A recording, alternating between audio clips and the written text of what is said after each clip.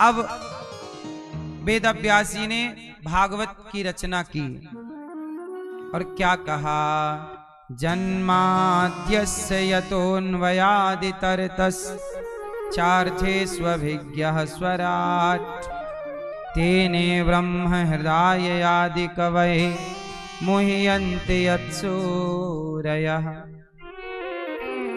तेजो वारिमृदां यथा विनिमयो यत्र त्रिसर्गो मृषा धाम्ना स्वेन सदा निरस्तिकुहकं सत्यं परं धीमहि। जन्माद्यस्य यतोऽन्वयादितरतश्चार्थेष्वभिज्ञः स्वराट्। जन्म आदि यस्य जन्माद्यस्य। भागवत में भगवान किस तरह सृष्टि को जन्म देते हैं यहां से वर्णन है। मैया भगवान संसार को कैसे बनाते हैं और बना के आपको कौन कौन सी ताकतें देते हैं। आपके पास मैया जी कोई शक्ति है? आपके पास बोलो मैया, आपके पास कोई शक्ति है? मैया आपके पास कोई शक्ति है? बोलो।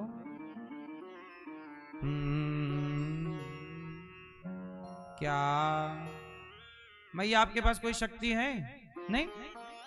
मैया आपके पास चश्मा वाली मैया, आप सबके पास भगवान ने शक्तियां दे रखी हैं। अच्छा, जितनी शक्ति हाथी के पास है उतनी शक्ति आपके पास है या नहीं? बोलो बोलो बोलो बोलो।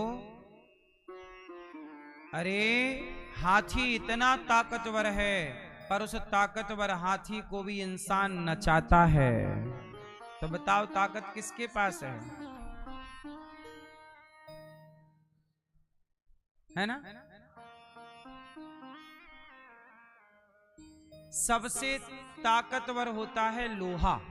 सामान्य दृष्टि में नहीं देखते, बड़ा कठोर होता लोहा, पत्थर को भी काट देता है। लेकिन लोहे से ताकतवर कौन है? बोलो। लोहे से ताकतवर है आग, जो लोहे को भी पिघला देती है। बताओ आग से पावरफुल कौन? पानी, जो पानी आग को बुझा देता है। और पानी से पावरफुल कौन? पानी से पावरफुल आप पानी पी जाते हैं।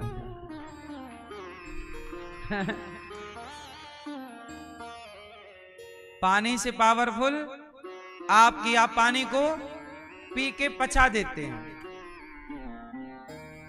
बोलो हाँ। तो आप ज्यादा पावरफुल हैं। 84 लाख योनियों में इंसान सबसे पावरफुल है।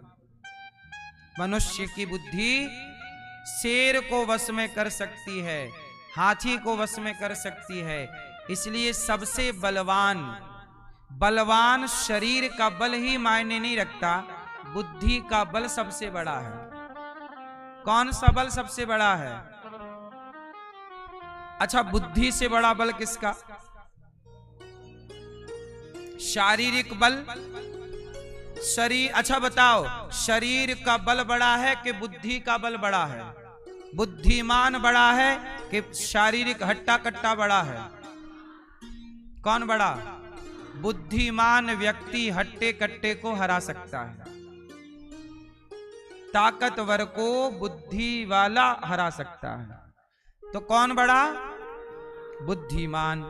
अच्छा बताओ, बुद्धि बड़ी, बताओ बुद्धि कौन सी बुद्धि बड़ी? अब आप सब बुद्धिमान तो हो, लेकिन आपकी बुद्धि दारू पीने में लग रही है, आपकी बुद्धि पराई स्त्री में लग रही है, तो क्या ये बुद्धिमान है? बुद्धिमान कौन? इस संसार में बुद्धिमान आप किसे मानते हैं? कौन है बुद्धिमान आपकी नजर में? भैया पीले भैया बताएंगे, आपकी दृष्टि में सबसे बढ़िया अधिक बुद्धिमान कौन है? आप बताओ। है क्या है? बुद्धि, विवेक। हाँ, बुद्धि से बड़ा विवेक है, ठीक कह रहे हैं। पर कौन है आपकी नजर में बुद्धिमान या विवेकशील? मैया आपकी नजर में बुद्धिमान कौन, विवेकशील कौन? कौन है सबसे बुद्धिमान? कौन? सुनो, सबसे अधिक बुद्धिमान वही है जिसकी बुद्धि लूट घसोट में, बीड़ी तंबाकू सिगरेट में, पराई स्त्री में ना लगकर जिसकी बुद्धि राष्ट्र की सेवा, समाज की सेवा में लगी हो, वही बुद्धिमान है। जो अपने धन का, अपने बल का सही यूज करता है, उसे आप क्या समझो? वो बुद्धि। जो अपने पैसे का सदुपयोग कर रहा हो वो बुद्धिमान है, और जो अपने पैसे से शराब पी रहा हो, मांस खा रहा हो, पैसे से गलत काम कर रहा हो, वो मूर्ख है। एक तो पैसा खर्च कर रहा है, दूसरा पैसा खर्च करके पाप कमा रहा है। बोलो हाँ। तो सबसे बुद्धिमान कौन? जिसकी बुद्धि सेवा में, राष्ट्र की सेवा, समाज की सेवा, अच्छे कार्य में लगा हो, वही बुद्धिमान है। जो भगवान के चिंतन में लगा हो, जो जीव मात्र की सेवा में, मुझे लगता है सबसे बुद्धिमान वो लोग हैं जो सेवा में लगे। बोलो हाँ। छत्रपति शिवाजी जी के गुरु जी का नाम पता है आपको? हाँ, छत्रपति शिवाजी के गुरु जी का नाम है समर्थ रामदास जी। उनका नाम पहले रामदास, उनके नाम बचपन का नाम नारायण था। फिर वो राम राम जपते रहे, जंगल में 12 साल तपस्या की, तो राम राम जपने से उनका नाम लोगों ने डाल दिया, ये तो राम का दास है, रामदास। फिर उनके नाम में समर्थ कब जुड़ा, वो जरा सुनिएगा, ध्यान से सुनिएगा। मैं आपको बताता हूं कि बड़ा क्या है, सुनना, यूं ही नहीं बता रहा हूं। मैया सुनो मेरी मां। एक बार छत्रपति शिवाजी जी के गुरु समर्थ रामदास जी बहुत अच्छे संत हुए हैं महाराष्ट्र में। समर्थ रामदास जी अपने एक शिष्य के साथ काशी आए, काशी में गंगा नहाए, और वो समर्थ रामदास जी बड़े प्रेम से भिक्षा मांग करके प्रसाद पाते थे। तो उन्होंने अपने शिष्य को कहा कि जाओ, काशी में एक पंडित जी रहते हैं, उनके घर भिक्षा लेकर के आओ, जाओ। अब जिन पंडित जी के घर भिक्षा लेने समर्थ रामदास जी ने भेजा अपने चेले को, वो पंडित जी बहुत बड़े विद्वान थे। अब दरवाजा खटखटाया, सवेरे के 10 बज रहे थे, तो भिक्षा लेने चेला गया। दरवाजा, पंडित जी, पंडित जी। पंडित जी ने दरवाजा खोला तो इन्होंने कहा, भिक्षाम देहि, हे ब्राह्मण देवता भिक्षा दो। पंडित जी ने भिक्षा तो दी, पर पंडित जी ने ध्यान से उसे देखा, चेला को। चेला बोला, पंडित जी क्या देख रहे हो? पंडित जी बोले कि देखो, हम तुम्हारे माथे की रेखा देख रहे हैं, और तुम आज 3 बजे मर जाओगे। तुम्हारी रेखा कह रही है मस्तक की कि आज तुम्हारी 3 बजे मृत्यु सुनिश्चित है। क्या निश्चित है? मर जाओगे। अब तो वो भिक्षा लेके दौड़ा दौड़ा गया गुरुजी, बड़े बड़े परेशान हो गया। अब जिसे पता चल जाए कि 3 बजे मरना है, वो तो परेशान। गुरुजी बोले क्या हुआ? गुरुजी वो पंडित जी के यहाँ भिक्षा लेने गए, उन्होंने हमारे बारे में बताया, बोले तुम 3 बजे मर जाओगे, भाग्य की रेखाएं कह रही हैं। तो गुरुजी रामदास जी ने उसके गाल में एक तमाचा मारा, चटाक। कितने बजे मरेगा?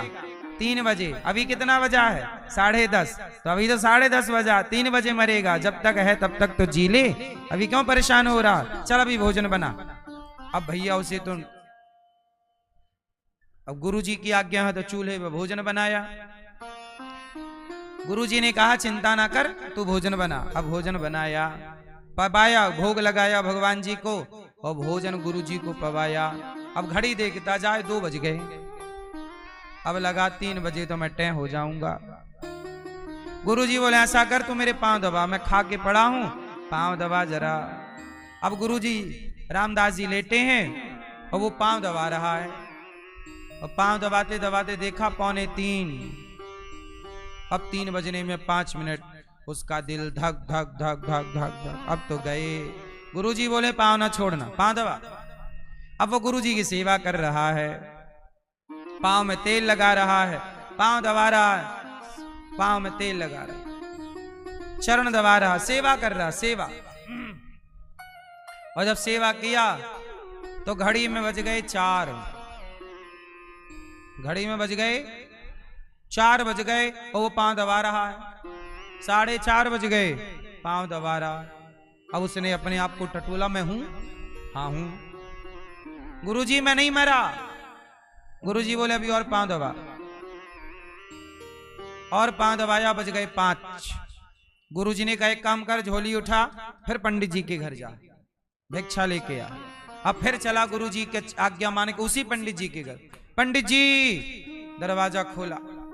अब जैसे ही दरवाजा खोला तो पंडित जी हक्का बक्का कि भाई तेरी रेखाएं कह रही थी तू 3 बजे मर जाएगा, तू 5 बजे तक जिंदा कैसे है, क्या हुआ? बोले मेरे गुरुजी का चमत्कार है। कौन है तेरे गुरुजी? बोले रामदास जी। दर्शन कराओ। अब पंडित जी बोले मेरी ज्योतिष तो गड़बड़ नहीं हो सकती, इसकी रेखा गलत नहीं कह सकती, पर ये हुआ कैसे? तो वो ज्योतिष के ज्ञानी रामदास जी के पास आए और रामदास जी से कहा कि महाराज इसे तो 3 बजे मरना था, आज इसकी मृत्यु थी, कैसे बचा? तब रामदास जी ने कहा पंडित जी इन्होंने मेरी सेवा की है, और याद रखिएगा मृत्यु को भी जीतने की ताकत उसके अंदर है जो निष्कपट निष्काम भाव से समाज की सेवा करता है। ये मेरा शिष्य है, मेरी सेवा अर्थात गुरु की सेवा में लगा है, इसलिए मृत्यु आई तो थी, मृत्यु इसकी 3 बजे आई तो थी, पर इसे सेवा करता हुआ देख करके चूंकि मेरी सेवा कर रहा था, तो भगवान के दास की सेवा कोई करे तो कैसे मृत्यु छुए, लौट के चली गई। तब पंडित जी ज्योतिष के ज्ञानी बोले कि आप रामदास नहीं हैं, आप समर्थ रामदास हैं, आप सर्व समर्थ, आपके अंदर इतनी सामर्थ्य है कि आप मृत्यु को भी टाल सकते हैं। याद रखिएगा मेरी मां, जो व्यक्ति सेवा करता है तो सेवा करने वाला व्यक्ति मृत्यु को भी टाल देता है, इसलिए सेवा सबसे बड़ा पुण्य है। इसलिए आपसे कहता हूं अपने बच्चों को सेवा करना सिखाओ। जब मैंने स्वामी समर्थ रामदास जी की ये वाली कथा सुनी तो मुझे अपनी भी एक बात याद आ गई। मैं भी बचपन में संतों के पांव दबाता था, इसलिए मैं भी 20 फीट ऊपर से गिरा था, एक्सीडेंट मेरा हुआ था, मैं मरा नहीं। जब मैंने ये कथा सुनी समझी, तब मुझे पता लगा कि मैं क्यों नहीं मरा। इसलिए नहीं मरा क्योंकि जो सेवा करता है, मैंने अयोध्या जी में रह करके वहां के संतों के पांव दबाने का नियम बना रखा था। मैं रात को तब सोता था जब पांव दबा दूं संतों के, कोई भी बूढ़ा संत मिले मैं पांव दबाता था। मैं अपने गुरुजी के जो पढ़ाते थे, मैं उनके पांव तब तक दबाता था, रात के भोजन के बाद 8 बजे से पांव दबाना शुरू करता था, रात के 11 बजे तक पांव दबाता था, जब तक गुरुजी ये नहीं कह देते थे कि बेटा अब बस करो। जब तक गुरुजी आज्ञा नहीं देते तब तक मैं पांव दबाता रहता, चाहे रात के 12 बज जाएं, 1 बज जाए, जब तक आज्ञा गुरु की ना हो तब तक मैं पांव नहीं छोड़ता। तब मुझे पता लगा कि यदि मैं तो इतने ऊपर से गिरा, कोलू टूट ही गया था, मर भी सकता था, नहीं मरा तो केवल इस बल पर क्योंकि सेवा का पुण्य सिर पर था। इसलिए आप याद रखिएगा कि सेवा आपकी रक्षा करती है, सेवा सुरक्षा कवच है। सेवा क्या है? इसलिए आपसे मेरी प्रार्थना है, बच्चों के हाथ से सेवा कराया करिए। किसी साधु की सेवा का मतलब ये नहीं कि आप केवल चरण दबाएं, किसी भूखे को आप रोटी दे रहे हैं, किसी प्यासे को पानी दे रहे हैं, ये भी एक सेवा है। माता पिता के पांव दबा रहे हैं, यह भी एक सेवा। माँ बाप के पांव दबाइए, माँ बाप के चरण सेवा करिए, सेवा करिए। ये दास ने संतों की सेवा की, आज ये दास को यदि कुछ भगवान ने दिया है, आपकी सेवा, भागवत जी की सेवा, वृद्ध माओ की सेवा, तो केवल बचपन में सेवा का भाव था, चरण सेवा करता था, इसलिए आज भी भगवान ने वृद्ध माओ की सेवा दे रखी है। ये सेवा का प्रभाव है, इसलिए गौरी गोपाल में सेवा होती है। आप भी वृद्ध माओ की सेवा, अखंड रसोई की सेवा किया करिए। सेवा से धन कभी घटता नहीं है। दानम दुर्गति नाशनम, सेवा करने वाले की कभी दुर्गति नहीं होती। आजकल के लोग ना सेवा नहीं करना चाहते, सेवा को बहुत छोटा सा काम मानते हैं। अरे पांव दबाएं, हम इतने पढ़े लिखे हैं, पांव दबाएंगे। पांव दबाने को वो गलत समझते हैं। अरे छोटा काम है, ये तो अपमान समझते हैं वो अपना। गुरुजनों की सेवा अपमान नहीं है साहब, ये सम्मान है। इसलिए सेवा को समाज ने छोड़ दिया, इसलिए परेशान हो गए। इसलिए सनातन का धर्म किसे कहते हैं? सेवा ही परमो धर्म, लिखा ना शास्त्रों में, सेवा ही परम धर्म है। पर हित सरिस धर्म नहीं भाई, पर पीड़ा सम नहीं अधमाई। सबसे बड़ा धर्म है सेवा। इसलिए संतों ने सेवा के बल पर भगवान को जीत लिया। लक्ष्मण जी ने सेवा के बल पर राम को जीत लिया, हनुमान जी ने सेवा के बल पर राम को जीत लिया। किसके बल पर? हनुमान जी की पूजा होती है राम से ज्यादा, किसके बल पर? राम दुआरे तुम रखवारे। हनुमान जी राम के द्वार पर बैठे हैं। द्वार पे कौन बैठता है? मालिक के सेवक। तो हनुमान जी सेवक हैं, और जो सेवक है वही श्रेष्ठ है। भागवत जी हमें क्या सिखाती हैं? भगवान के 24 अवतार हुए, हर अवतार का हेतु है, उद्देश्य है। क्या हेतु है? भगवान के अवतार क्यों होते हैं? परित्राणाय साधूनां विनाशाय च दुष्कृतां धर्म संस्थापनार्थाय संभवामि युगे युगे। बताइए भगवान के अवतार क्यों होते हैं? क्या जरूरत है भगवान को अवतार लेने की? क्यों अवतार लिया भगवान ने? इस धरती पे जब पाप बढ़ता है, जब हमसे और आपसे संभलता नहीं है, तब धरती का पाप उतारने के लिए भगवान अलग अलग युग में अलग अलग समय पर अवतार लेते रहते हैं, और अवतार लेकर के धर्म की स्थापना करते हैं, अधर्म का नाश करते हैं। किसकी स्थापना? धर्म की। और किसका नाश? जोर से, अधर्म का नाश। अधर्म क्या है? बोलो। धर्म और अधर्म ये दोनों कौन हैं? दोनों सगे भाई हैं। धर्म और अधर्म दोनों कौन हैं? सगे भाई, एक पिता की संतान है। धर्म और दोनों एक बाप के बेटे हैं। एक अच्छा है, एक बुरा है। क्यों? अच्छा बताओ, धरती पे अच्छाई भी है और बुराई भी है। बोलो हाँ। अच्छाई ही अच्छाई होती, बुराई ना होती तो अच्छा रहता ना। बता बुराई क्यों बनी? मैया बताओ, बुराई क्यों बनाई भगवान ने? बुराई भी भगवान ने बनाई, अच्छाई भी भगवान ने। धर्म भी ईश्वर ने बनाया, अधर्म भी। क्यों बनाया अधर्म? क्यों?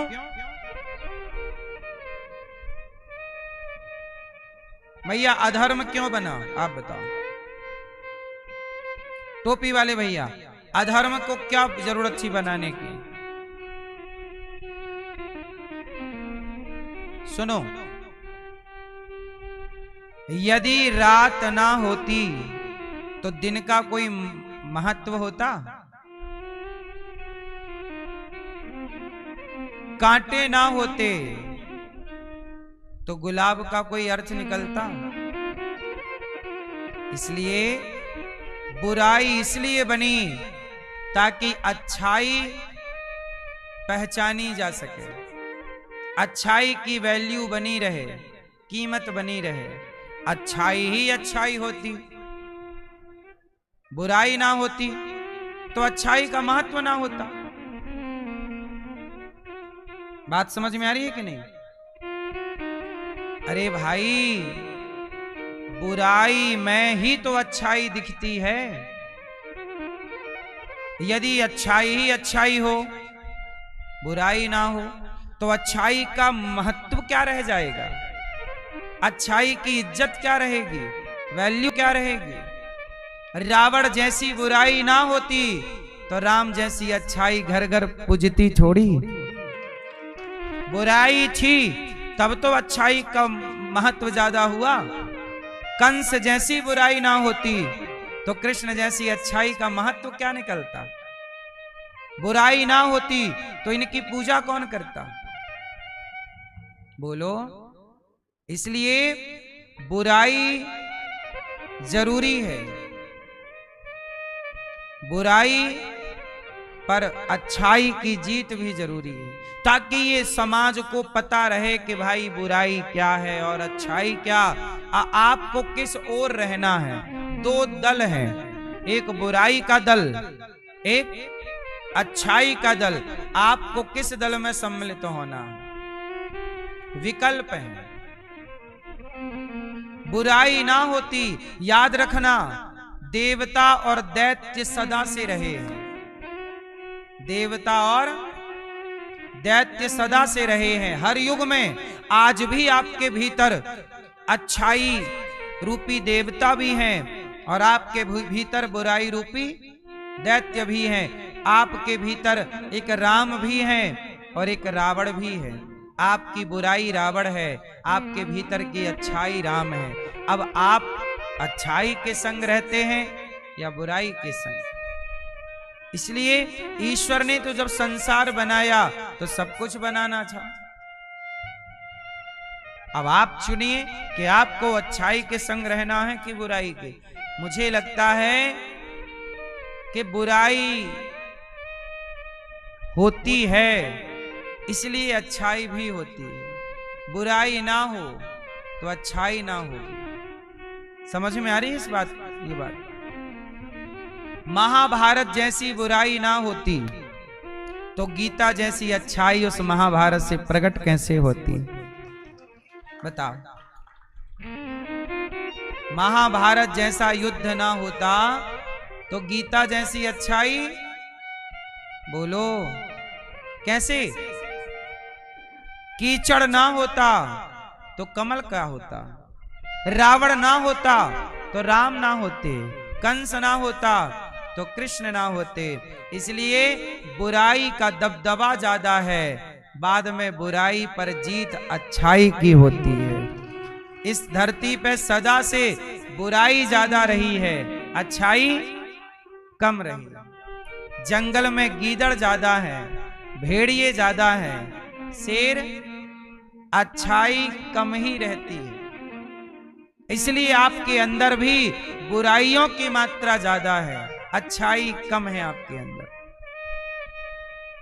हर व्यक्ति को आप उठाकर देखिए, उसके अंदर बुराइयां हैं 1000 तो अच्छाइयां हैं 5, क्योंकि ये धरती बुराई और अच्छाई से बनी है। गुलाब के पेड़ में गुलाब के फूल कम होते हैं, कांटे ज्यादा होते हैं। बोलो हाँ। अच्छा एक बात बताओ, ये है गुलाब और एक और पुष्प होता है गेंदा। ये गेंदा नहीं है, पर मान लो जरा सी देर के, ये गुलाब, ये गेंदा। बताओ बाजार में किसकी कीमत ज्यादा है, गेंदा या गुलाब? क्यों? क्योंकि गुलाब, गेंदा जो है इसके पेड़ पर कांटे नहीं होते,